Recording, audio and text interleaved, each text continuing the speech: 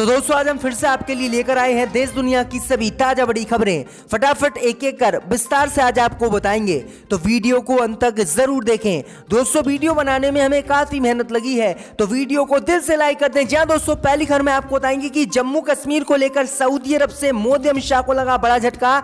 Saudi अरब कश्मीर में भेजेगा team, कराएगा मुसलमानों पर हो रहे अत्याचार की जांच, मोदी अमित शाह की बड़ी मुश्किलें। तो वहीं आपको बताएंगे दोस्तों कि असदुद्दीन ओवैसी ने लखनऊ में एआईएमएम के नए कार्यालय का किया उद्घाटन। बसपा और सपा पर बोला हमला, कहा अब यूपी में नहीं चलेगा मुस्लिम यादव फैक्टर। तो वही आपको बताएंगे दोस्तों कि नए स्वास्थ्य मंत्री को लेकर राहुल गांधी ने मोदी सरकार पर कसा तंज, पूछा अब तो वैक्सीन की नहीं होगी कमी।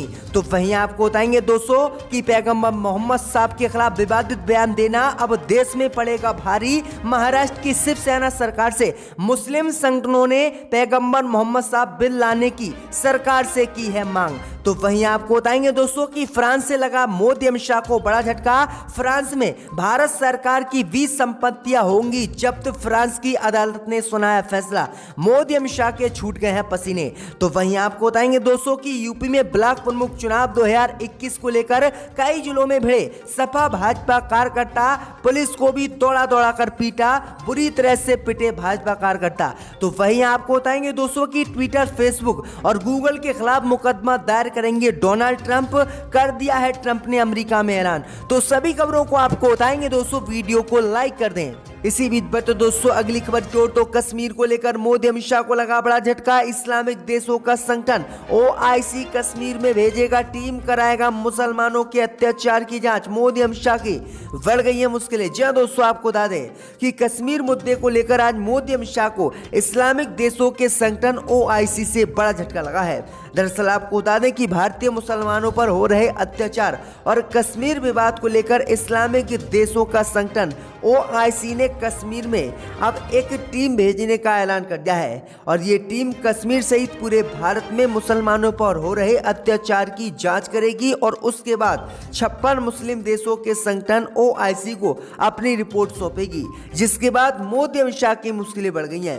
भाई आपको बता दें कि इस्लामिक देशों के संगठन ओआईसी के कार्यकारी प्रमुख ने सऊदी अरब में भारतीय राजदूत के साथ मुलाकात की है, और इस मुलाकात में भारतीय मुसलमानों के मुद्दे को उठाया है और कश्मीर में एक प्रतिनिधित्व मंडल भेजने का प्रस्ताव दिया है, जिसके बाद मोदी अमित शाह की मुश्किलें बढ़ गई हैं, क्योंकि जब ये प्रतिनिधित्व मंडल कश्मीर सहित पूरे देश में जांच करेगा, अगर इसमें किसी तरह के मुस्लिम विरोधी तथ्य पाए गए तो मोदी सरकार पर बैन लग सकता है। दरअसल आपको बता दें कि जम्मू कश्मीर से जब मोदी सरकार ने अनुच्छेद 370 हटाया था, तब भी इस्लामिक देशों के संगठन ओआईसी ने इसकी आलोचना की थी। इसी बीच पर तो दोस्तों अगली खबर की ओर, तो असदुद्दीन ओवैसी ने सपा बसपा पर साधा निशाना, कहा यूपी में अब नहीं चलेगा सिर्फ मुस्लिम यादव फैक्टर। जी हाँ दोस्तों आपको बता दें कि एआईएमएम के प्रमुख असदुद्दीन ओवैसी ने उत्तर प्रदेश में 100 सीटों पर विधानसभा चुनाव लड़ने का ऐलान कर दिया। इस बीच आपको बता दें कि कल असदुद्दीन ओवैसी 8 जुलाई को लखनऊ पहुंचे थे, और यहां पर असदुद्दीन ओवैसी ने एआईएमएम के कार्यालय का उद्घाटन किया और भागीदारी संकल्प मोर्चा की बैठक में शामिल हुए। वहीं आपको बता दें कि बैठक में शामिल होने पर असदुद्दीन ओवैसी ने कहा है कि यूपी में अब सिर्फ मुस्लिम और यादव के आगे पीछे घूमने वाली सियासत नहीं घूमेगी, और अब उत्तर प्रदेश में मुस्लिम यादव फैक्टर नहीं चलेगा।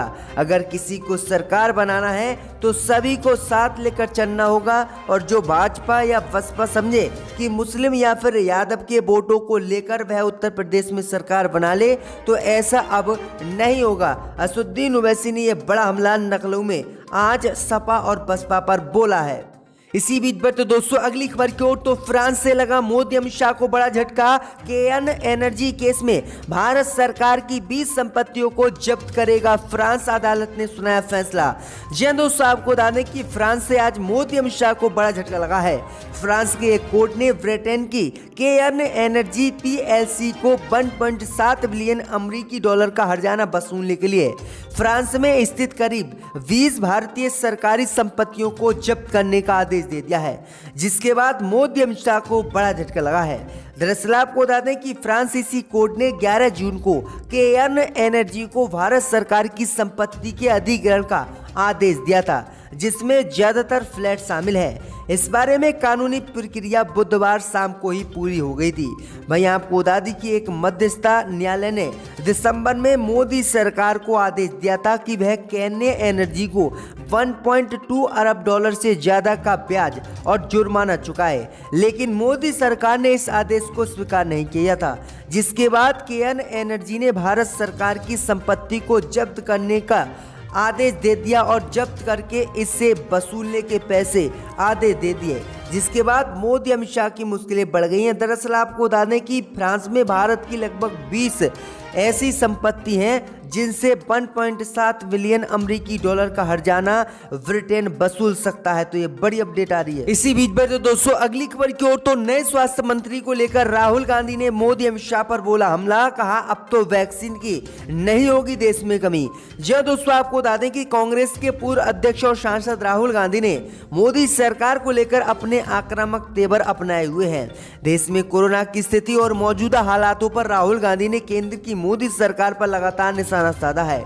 कोरोना की वैक्सीन की कमी या फिर स्वास्थ्य व्यवस्था को लेकर राहुल गांधी ने आज केंद्र की मोदी सरकार पर सवाल उठाए हैं। राहुल गांधी ने कहा है कि कोरोना महामारी में जिस तरह से कोरोना वैक्सीन की कमी हुई थी और लोगों की जान बचाने में मोदी सरकार विफल हुई थी, जिसके कारण स्वास्थ्य मंत्री हर्षवर्धन को अब हटा दिया गया है और उनकी जगह नए मंत्री मनसुख मंडाविया को नियुक्त किया गया है। अब राहुल गांधी ने कहा है कि जब नए स्वास्थ्य मंत्री को मोदी सरकार ने नियुक्त किया है तो अब वैक्सीन की कमी तो नहीं होगी, क्या अब वैक्सीन पूरी मिलेगी? तो ये राहुल गांधी ने बड़ा हमला आज बोल दिया है भाजपा पर। इसी बीच पर तो दोस्तों अगली खबर की ओर, तो महाराष्ट्र में मुस्लिम संगठनों ने उद्धव ठाकरे से की मांग, मोहम्मद साहब के खिलाफ विवादित बयान देने वालों के खिलाफ पैगंबर मोहम्मद साहब बिल लेकर आए सरकार। जी हां दोस्तों आपको बता दें कि महाराष्ट्र में मुस्लिम संगठनों ने उद्धव ठाकरे सरकार से मांग की है कि सरकार इस्लाम धर्म के संस्थापक पैगंबर मोहम्मद साहब के खिलाफ विवादित बयान देने वाले लोगों के खिलाफ कठोर सजा देने के लिए पैगंबर मोहम्मद विल नाम से एक कानून बनाए। मुस्लिम संगठनों का कहना है कि इस कानून से अन्य सभी धर्मों के प्रमुखों एवं हस्तियों के खिलाफ अपमानजनक टिप्पणी पर रोक लगेगी। विधेयक लाकर कानून बनाने की मांग प्रकाश अंबेडकर के नेतृत्व वाले वंचित बहुजन अखाड़ी और रजा एकेडमी और तहफ़्फ़ुज़ नमून ए रियासत जैसे मुस्लिम धर्म गुरुओं ने की है, जिसके बाद अब जो है लेकर आएगी उद्धव ठाकरे पैगंबर मोहम्मद साहब बिल। दरअसल आपको बता दें कि देश में लगातार हिंदू संगठनों के कुछ नेता पैगंबर मोहम्मद साहब सहित देश में मुसलमान सहित इस्लाम के खिलाफ विवादित बयान देते हैं, जो सोशल मीडिया पर काफी वायरल होते हैं, जिससे देश में कट्टरता फैलती है। और इसी कट्टरता को रोकने के लिए मुस्लिम संगठनों ने महाराष्ट्र सरकार से ये बड़ी मांग की है। अब देखते हैं कि महाराष्ट्र सरकार पैगंबर मोहम्मद साहब बिल लेकर आएगी या फिर नहीं। इसी बीच पर तो दोस्तों अगली खबर की ओर, तो उत्तर प्रदेश में ब्लॉक प्रमुख चुनाव 2021 में कई जिलों में भिड़े सपा भाजपा कार्यकर्ता आपस में चले लाठी डंडे, पुलिस को भी नहीं बख्शा। जी हां दोस्तों आपको बता दें कि उत्तर प्रदेश में गुरुवार को 825 क्षेत्र पंचायतों में अध्यक्ष पद के चुनाव के लिए नामांकन किया जा रहा है। जिला पंचायत चुनाव के दौरान हुई छुटपुट घटनाओं के बाद एक बार फिर से ब्लॉक प्रमुख पद के नामांकन के दौरान गुरुवार को यूपी के कई जिलों में भाजपा और सपा के कार्यकर्ताओं में बवाल हो गया और हालात ऐसे हो गए कि कहीं ईंट और कहीं पत्थर चले तो कहीं पुलिस को स्थिति संभालने के लिए लाठियां चटकानी पड़ी। भाजपा और सपा के कार्यकर्ता व समर्थकों ने जमकर हंगामा काटा। कई जगह हुई मारपीट में लोग घायल भी हुए हैं।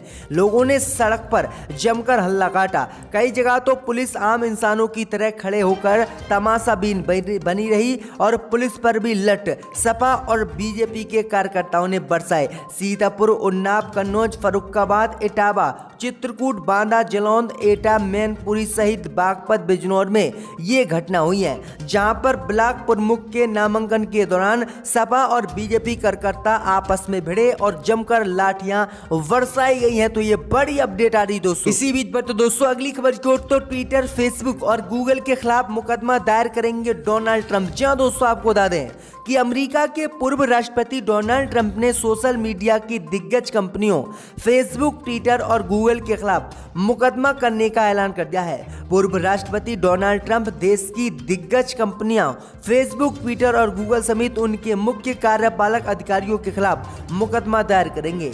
इतना ही नहीं, उन्होंने ऐलान किया है कि वह इन कंपनियों के सीईओ पर भी मुकदमा करेंगे। डोनाल्ड ट्रंप ने कहा है कि वह इस सामूहिक कार्रवाई में मुकदमा दायर करने वाले प्रमुख व्यक्ति होंगे।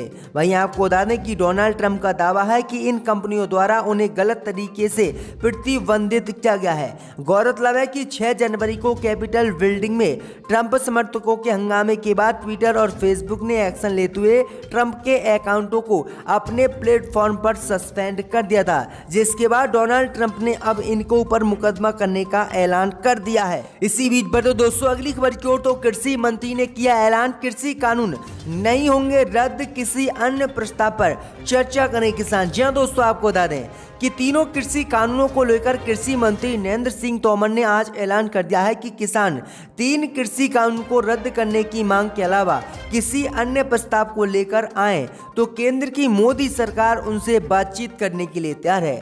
तोमर ने कहा है कि किसान संघ को मैंने एक बार नहीं कई बार कहा है कि 3 कानूनों को रद्द करने के अतिरिक्त वो कोई भी प्रस्ताव लेकर हमारे पास आएंगे तो हम उस पर चर्चा करने के लिए तैयार हैं, लेकिन हम किसी भी कीमत पर कृषि कानूनों को रद्द नहीं करेंगे। दरअसल आपको बता दें कि बीते 7 महीने से अधिक समय से देश भर में किसान नए कृषि कानूनों के खिलाफ दिल्ली में डेरा डाले बैठे हैं और लगातार कृषि कानून को रद्द करने की किसान मांग कर रहे हैं। लेकिन कृषि मंत्री सहित केंद्र की मोदी सरकार ने कई बार ऐलान कर दिया कि वह कृषि कानूनों को रद्द नहीं करेंगे, सिर्फ उनमें संशोधन कर सकते हैं।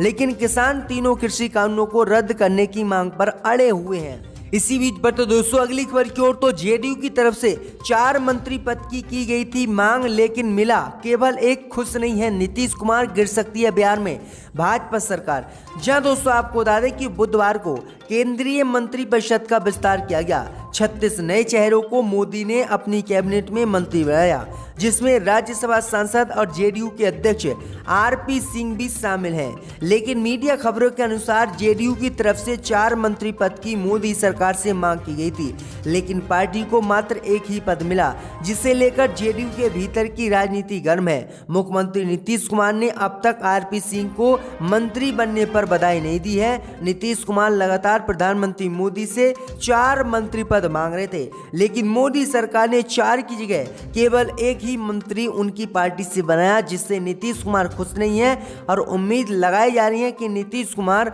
भाजपा से अपना समर्थन वापस ले सकते हैं और फिर नई सरकार तेजस्वी के साथ बिहार में बना सकते हैं। इसी बीच बढ़ते दोस्तों अगली खबर की ओर, तो कांवड़ यात्रा रद्द करने के बाद उत्तराखंड की भाजपा सरकार ने किया ऐलान, सावन में शिव भक्तों को अब अपने ही राज्य में मिलेगा गंगा जल। जहां दोस्तों आपको बता दें कि उत्तराखंड सरकार ने इस साल कांवड़ यात्रा भले ही रद्द कर दी हो, लेकिन सरकार ने शिव भक्तों को निराश नहीं किया है। सरकार ने फैसला लिया है कि गंगा जल को टैंकरों में भरकर दूसरे राज्य को भेजा जाएगा। मीडिया रिपोर्ट के अनुसार सावन महीने में शुरू होने वाली कांवड़ यात्रा में कांवड़ियों के लिए सरकार टैंकरों में गंगा जल भरकर उत्तराखंड के पड़ोसी राज्य में भिजवाने का फैसला करेगी और इसका फैसला लिया है। राज्य सरकार के इस फैसले के बाद अब शिव भक्तों को बिना हरिद्वार आए अपने अपने शहरों में गंगा जल मिल सकेगा। सरकार की ओर से उत्तर प्रदेश, हरियाणा, दिल्ली सहित पड़ोसी राज्यों में गंगा जल टैंकरों में भरकर भेजने का फैसला लिया गया है। तो ये बड़ी अपडेट आ रही दोस्तों, क्योंकि कोरोना महामारी को लेकर ये यात्रा इस बार रद्द सरकार ने की थी। इसी बीच बढ़ते दोस्तों अगली खबर की ओर, तो मोदी कैबिनेट विस्तार पर भड़के राजभर, बोले अति पिछड़ी जातियों को सिर्फ देती है मोदी सरकार धोखा। जी हां दोस्तों, आपको बता दें कि मोदी मंत्रिमंडल विस्तार में नए मंत्रियों को जहां लोगों ने बधाई और संदेश दिए, वहीं दूसरी तरफ विपक्ष ने तीखे बाड़ों की वर्षा अब इसी मंत्रिमंडल पर शुरू कर दी है। इसी कड़ी में यूपी के पूर्व मंत्री एवं सुहेलदेव भारतीय समाज पार्टी के अध्यक्ष ओम प्रकाश राजभर ने मोदी द्वारा किए गए मंत्रिमंडल विस्तार पर कहा है कि केंद्रीय मंत्रिमंडल में बंजारा, राजभर, व्यार, अर्कवंशी, आरक, प्रजापति, पाल, वरीविंद, निषाद कश्यप, कैट, नाइंड, गौड़, लौंडिया और अति पिछड़ी जातियों को सिर्फ धोखा मिला है। साल 2022 विधानसभा चुनाव में हम सभी उपेक्षित जातियां एकजुट होकर अपने अधिकार के लड़ेंगे और भाजपा को उत्तर प्रदेश में हराकर अपनी सरकार बनाएंगे। तो ये बड़ी अपडेट आ रही दोस्तों। इसी बीच बता दोस्तों अगली खबर की ओर, तो तेज प्रताप यादव बने बिजनेसमैन, लालू राबड़ी नाम से शुरू किया अगरबत्ती का बिहार में कारोबार। जी दोस्तों, आपको बता दें कि लालू यादव के बड़े बेटे तेज प्रताप यादव ने राजनीति के साथ अब कारोबार में भी हाथ आजमाया है।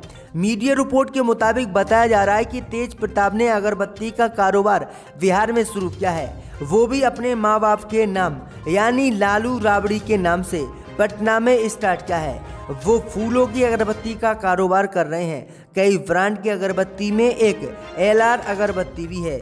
ये बात ये है कि इसके लिए पटना दानापुर के पास लालू खटाल यानी गौशाला में इस शोरूम को बनाया गया है और बड़ी संख्या में लालू प्रसाद गाय और भैंस रखा करते हैं और इसी में अब अगरबत्ती का कारोबार लालू और राबड़ी के नाम से तेज प्रताप यादव ने शुरू किया है। तो ये बड़ी अपडेट बिहार से आ रही है दोस्तों। 2006 में कि एक MP ने यहां पर आकर अपने फाइल्स डिप्टी स्पीकर पर फेंक दिए, वो भी हमने देखा था।